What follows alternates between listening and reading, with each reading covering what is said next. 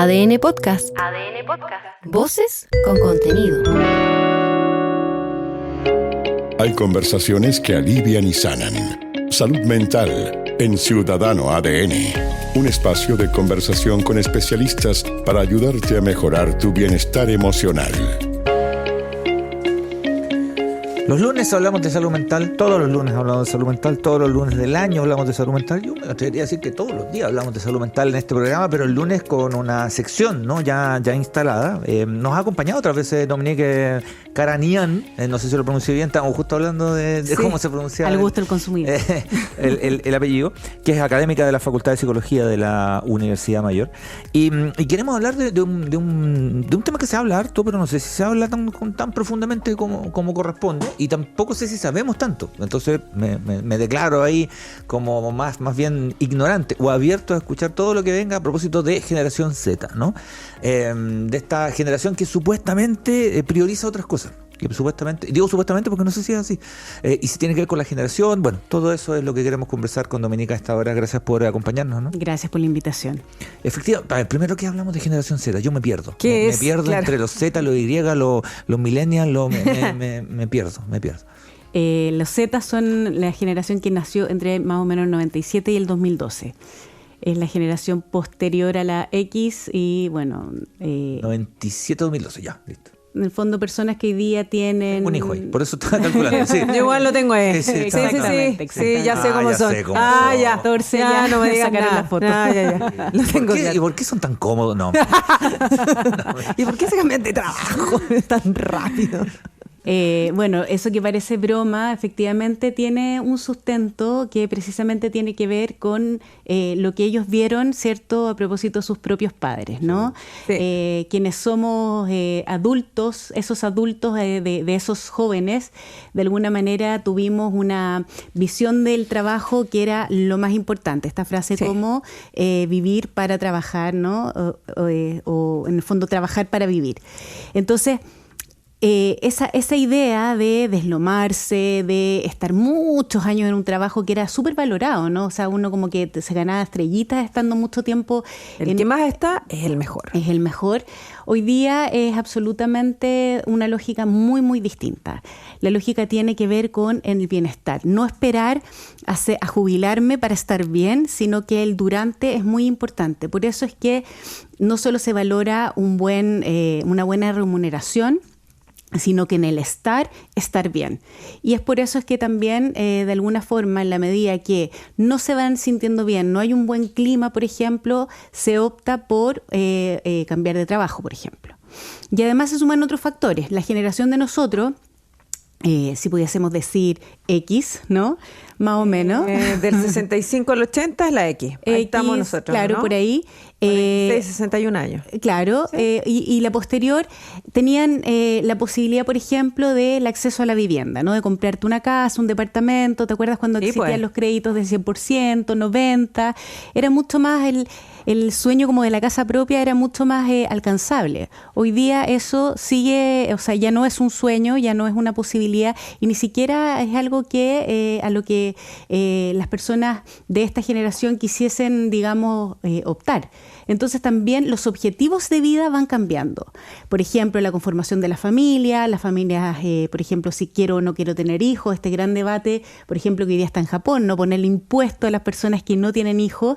O sea, hay un cambio de generación que es bien brutal y que estamos asistiendo como en vivo y en directo y por eso nos cuesta tanto verlo en perspectiva. Pero, Dominique, yo siento que se les achaca a esta generación que dices tú, la generación Z.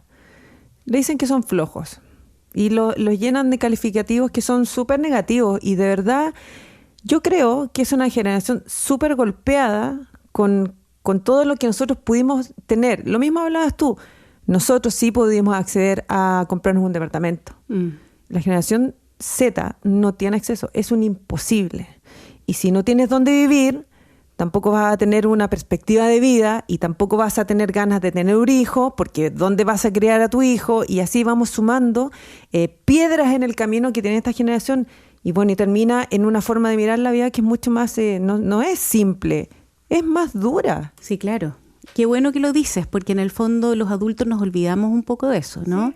Sí. El rigor con el que fuimos formados a veces es un poco mal entendido, ¿no? Como esta cosa como que la letra con sangre entra, esta cosa como de que había que sufrir, ¿no? Para alcanzar ciertas metas. Creo que ellos vieron padres tan estresados, tan pasándolo mal, que dicen, ¿sabes qué? Yo no quiero pasar por eso, prefiero ganar menos, estar menos en el fondo, con menos estatus, pero ir teniendo una vida mejor, no llegar a los 60, 65 y ahora voy a vivir, ¿no? Como que esta generación, la anterior, tiene que ver como cuando yo sea grande, cuando sea viejo voy a vivir. Cuando me jubile, pero mira qué locura, cuando me jubile voy a hacer tal cosa, ¿qué es eso? Y entonces hoy día hay una mayor valoración de la salud mental. Sí. Esta cosa como, son tan como de cristal, que eso a mí particularmente me genera muchos sentimientos encontrados, porque no es de cristal, es que son más conscientes de lo que les pasa. Y en ese sentido creo que nosotros también tenemos que aprender un poco de ellos, ¿no? Ellos se dan cuenta cuando les pasa algo y piden ayuda, qué cosa más maravillosa. Nosotros pedimos ayuda cuando nos infartamos, cuando tenemos una ACV, cuando ya nos separamos. Acá es mucho más preventivo y por eso es que nosotros con esa distancia emocional decimos que son de cristal. Estaba pensando en las miradas como adultocentristas, ¿no? Que pueden ser en esta o en las anteriores, nos pasó con nuestros padres también, ya los padres, no, están miradas de adultocentristas. Pero estaba pensando en las distancias que pueden darse cuando uno mira como, no sé, autoridades, ¿no? Autoridades de lo que sea, desde el trabajo, que también hay un cambio generacional ahí, ¿no? También hay una mirada. De verdad estoy pensando en que tuvimos un presidente que tenía 35 años. Sí, claro. Entonces, y estamos acostumbrados en general a tener presidentes que tienen más edad, ¿no? O sea, primera vez que era un presidente que era más chico que yo, así como era una cuestión, era como rarísima. Claro, primera vez que tú eras mayor. Era mayor que el presidente. ¿Qué pasó acá? ¿Cómo lo va a mirar con autoridad alguien que es menor? ¿En qué momento? Pero digo, eso, la mirada como adultocentrista que nos pasó a nosotros también, que le pasa a nuestros hijos y a nuestros nietos, en qué sé yo. ¿Cuánto influye en eso? En estas figuras como de autoridad, al tener, por ejemplo, tuvimos un presidente que tenía 35 años. Yo creo que es loco porque son adultos de las personas de las que estamos hablando en general, ¿no? Por rato, sí. Es como una mirada más conservadora, siento yo, más que adultocentrista, porque en el fondo vimos un presidente sin corbata y el más progresista se escandalizó un poco. Ya, pues, está bien, está bien, pero oye, igual hay que usar, ¿no? O sea, igual hay que hacer ciertas cosas, igual podría no mostrar los tatuajes si los tiene. O sea, hay una mirada en este país que es muy conservadora. Que es difícil de desarraigar. Y en ese sentido, por ejemplo, a propósito de la pregunta de los trabajos, también se está mutando esta cosa del jefe, ¿cierto? Los tipos de liderazgo también están cambiando, ¿no? Esta cosa del miedo que uno le tenía al jefe, de que tú te vas siempre después que el jefe, por ejemplo, sigue pasando, por cierto, sobre todo nosotros, ¿no? Sí. O sea, nosotros estamos así como, no, si da un poco lo mismo, pero igual nos vamos después. O sea, hay algo como súper arraigado. Antes, como que fuera feo. Así claro, como que soy flojo. Y algunos te aplauden como para dejar de manifiesto de que te fuiste antes. Yo conozco. Sí. Claro, todos conocemos a alguien, o todos hemos sido ese también. Ese que arranca. Escondido. O deja mi blazer puesto en la silla. Claro, o está en línea, ¿no? En el Teams, como, no, estoy ausente, pero vuelvo. O sea, todos tienen su mecanismo, pero en el fondo también tiene que ver con una lógica como de estar constantemente como a merced, como al servicio de, y dejando como que la vida personal no valiera. Y yo creo que esta generación nos viene a mostrar, ojo, el trabajo es parte de tu vida, no es tu vida entera. Y yo creo que es ahí el cambio que a nosotros nos cuesta tanto hacer, como cuida la pega, la pega es lo más importante. Por cierto que es importante, pero en el fondo, como dicen ellos, bajo qué costo, ¿no? O sea, el tema de las licencias por temas de salud mental es muy amplio, ¿no? Y no es que sean más frágiles, sino que hay una mayor conciencia del límite y del autocuidado. Y yo eso lo valoro mucho porque también es más, si lo pensamos en términos comerciales, si se quiere, es más productivo para las corporaciones, ¿cierto? Para las empresas, tener personas más felices, más comprometidas con esas organizaciones. ¿Cómo se puede conversar con la gente de la generación Z? ¿Cuáles son los temas que mueven a esta generación? Uy, qué buena pregunta. Yo creo que tiene que ver precisamente cómo se puede conversar con todas las generaciones. ¿En qué sentido? En el sentido de tener este espacio que estamos mirándonos a los ojos y diciendo qué es lo que tú necesitas. Creo que estamos tan embarcados en el hacer, sobre todo nosotros que somos más mayores, estamos como, no sé, por ejemplo, tenemos el correo de la pega y nos sentimos como interpelados a contestarlo aunque estemos fuera de horario, ¿no? Como que sentimos que hay un compromiso. Y esas conversaciones tienen que ver como ¿por qué? ¿Cómo lo haces tú, cierto? Para no sentirte interpelado, ¿no? Creo que tenemos mucho que aprender al respecto, como esos límites, cómo tú pones los límites, porque creo que nosotros los tenemos demasiado difusos porque crecimos con mucho miedo, ¿no? Miedo en muchos aspectos. No ponemos límites, pues. Y no ponemos límites, entonces como también aprender de ellos esos límites, que a veces son ellos un poco exagerados, ¿no? A veces es como a las 5 y a las 5 fuiste y a las 5:01 quedó la cosa a mitad de camino. Estás en la reunión y te paraste. Pero tiene que ver como con consensuar ciertas ideas y entender en el fondo las lógicas de funcionamiento de esta generación. Y en este como comportamiento, qué sé yo, y en esta formación de sociedad que somos, porque al final estamos todos y todas acá, ¿no?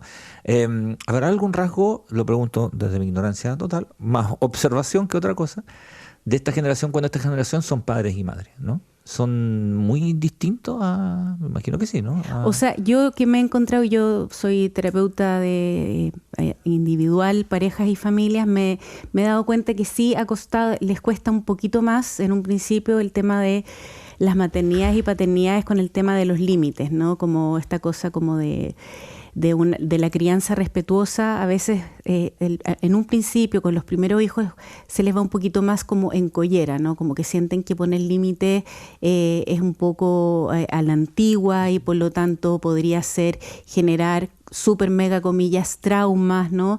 Entonces en el fondo es como también como reacomodar, ¿cierto? Con los niños sí o sí hay que poner límites, sí o sí a veces tenemos que ser el policía malo, sobre todo en temas de sobrevivencia como en el sueño, en la comida, etcétera, etcétera. Entonces yo creo que en esos aspectos como en ser padres, eso es algo que en un principio cuesta mucho la adaptación.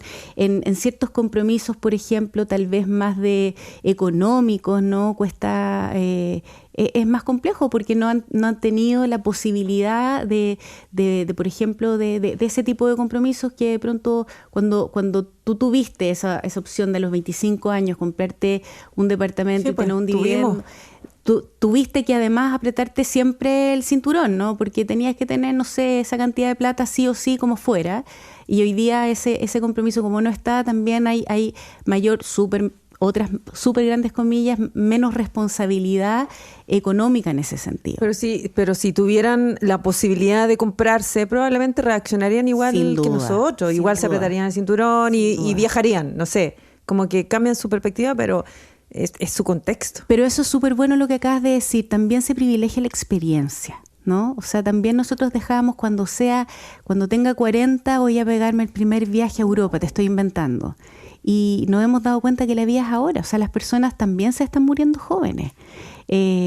No sé, pues los ACV, los cánceres. O sea, hoy día ya no, si bien la esperanza de vida se súper alargó, también las enfermedades a temprana edad están apareciendo y entonces hay una mayor conciencia de aquello. Dominique, hay un muy lindo libro de una enfermera europea, no recuerdo la nacionalidad en estos momentos, que ella era cuidadora, ¿no? de enfermos, de abuelos, de ancianos y de gente enferma muchas veces terminal. Y empezó a anotar en un cuaderno todas las historias que le comentaba a estas personas. Y las personas no te hablaban ni de dinero, nada. Te decían, siempre la reflexión final era, yo debí ser más valiente, debí trabajar menos, debí viajar más. Eso está escrito, digamos. Cuando uno llega al final de la vida, la perspectiva cambia. Entonces, yo siento que de verdad la perspectiva de la vida al final se vuelve tan zeta.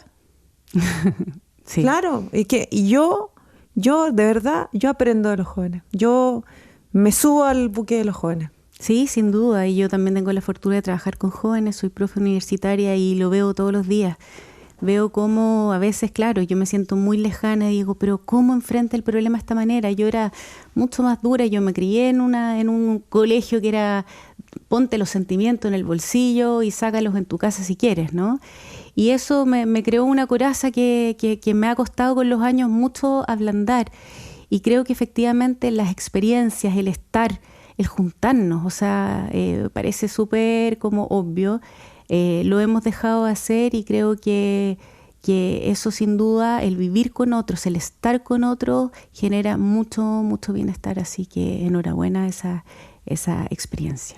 Sí, hay una mirada distinta respecto al concepto de éxito, ¿no? Ese concepto que no, yo no comparto nada, pero que está súper instalado respecto a lo que debería ser, ¿no? Éxito es esto, que está muy relacionado con el poder adquisitivo y con lo que se exhibe, además. Siento que acá es diferente, ¿no? Lo que pasa es que yo creo que también tiene que ver con la etapa de la vida. Los primeros, hasta entre los 20 y 40 años, claro, uno está bastante como enfocado en el tener, la generatividad, el hacer, ¿no? El tener, el hacer familia, el tener cosas. Pero es bien frecuente, ¿cierto?, esa crisis de la que hablamos de la mitad de la vida, los 40 años, donde nos damos cuenta, ¿y para qué? ¿No? Ese ¿y para motivo. qué? Exactamente, y ahí muchas veces donde tenemos la gran oportunidad de replantearnos. Muchos se compran una moto, otros se hacen, ¿cierto?, se operan, pero otros se separan, pero otros hacen esa, comillas, cirugía como de alma, ¿no? Y darse cuenta el para qué estoy haciendo lo que estoy haciendo, y hay muchas veces ese cambio, como, sí, ¿sabes qué? No me gusta este giro, me llené los bolsillos, cosa que muy poca gente puede decirlo, digamos, o estuve trabajando 20 años en una empresa y en realidad no tenía sentido. Yo creo que la búsqueda del sentido nos va a acompañar hasta el último suspiro. Claro, y pensando en esto invertido de lo que hablaba Cristian, que ahora esta generación, ¿no?, joven, está haciendo lo que nosotros queríamos hacer cuando fuéramos viejos, ¿cierto? Al revés. Y ahora cuando esta generación joven tenga 50 años, ¿qué va a hacer? Gran Se va a pregunta. invertir, va a ser conservadora. O sea, No sí, sé. capaz que sí, pues es probable que uno... O sea, es probable, imaginar eso. Por lo menos es probable que, claro, que haya ahí una vuelta de tuerca en términos de la... Yo creo que la pregunta de la ahora qué siempre va a venir, Seguro. ¿no? Claro, pero o sea, la retrospectiva. ¿ahora qué? Ahora qué, claro, ahora tal vez sí quiero consolidarme económicamente, o sea... Y lo económico no es algo superficial, tiene que ver también con la pertenencia. O sea, el sentir que tengo un pedazo de tierra en alguna parte también tiene que ver con soy de acá, ¿no? El pertenezco, esto que ustedes me preguntaban, el apellido, cómo se pronuncia, Sí. tiene que ver con una pertenencia, de dónde soy, da lo mismo. Y en estricto rigor no da lo mismo, pues. No da lo mismo mis antepasados que le cambiaron el apellido porque sé que no es el mismo apellido, por ejemplo, y tiene que ver con el ser parte de. Y yo creo que esa vuelta de tuerca siempre va a ocurrir independiente de la generación que tú seas. Estaba pensando, Dominica, en la generación más grande que es X, ¿no? Sí. Cuando la generación X como que se le pasó el tren y se comporta como generación Z, ¿no? Como me acuerdo de estos amigos que como que ahora como que les bajó la juventud, la segunda, tercera juventud. Eso es bien frecuente, Lo que pasa es que... ¿Te puedo traer algunos que están ahí en y los conozco. Y los conozco. ¿Ven? No. Sí. Que claro, se van a Turquía a poner pelo. No, pero claro, tiene que ver con ese anhelo, en el fondo, de pertenecer a algo que ya no es. Que ya no es. ¿No? Y eso es un duelo, finalmente, el dejar de... como se dice, la juventud es una enfermedad que se pasa, ¿no? Sí, real. Es algo que finalmente el duelo de decir, ya no fui. Porque cuando uno es joven están todas las posibilidades abiertas. Cuando estás alcanzando los 50 años y dices, chuta, en realidad ya se acotan. y tengo que elegir qué batallas voy a dar y cuáles no. Entonces, ese último como respiro, decir, ya, quiero como atacharme, no se dice, como agarrarme de los últimos rayitos de juventud, es algo absolutamente normal. El tema es no quedarte hasta los 60 y 70 en eso, sino que decir, ya, soltar y también asumir que estoy más grande. Sí. Claro que sí, es un temazo, ¿no? Un temazo permanente que no termina, y que bueno que no termine, pues. Nos obliga a estar siempre pendientes, a leerte y a darte todas las posibilidades a todo el mundo. Dominique Caranian, académica de la Escuela de Psicología de la Universidad Mayor, espero haberlo pronunciado bien, no lo sé. Muchas gracias por venir, siempre con toda la buena onda. Gracias. Salud Mental en Ciudadano ADN está disponible en adn.cl, sección podcast y Spotify. Escúchalo cada semana. Comenta, comparte este podcast y mejora tu salud mental y la de tus cercanos.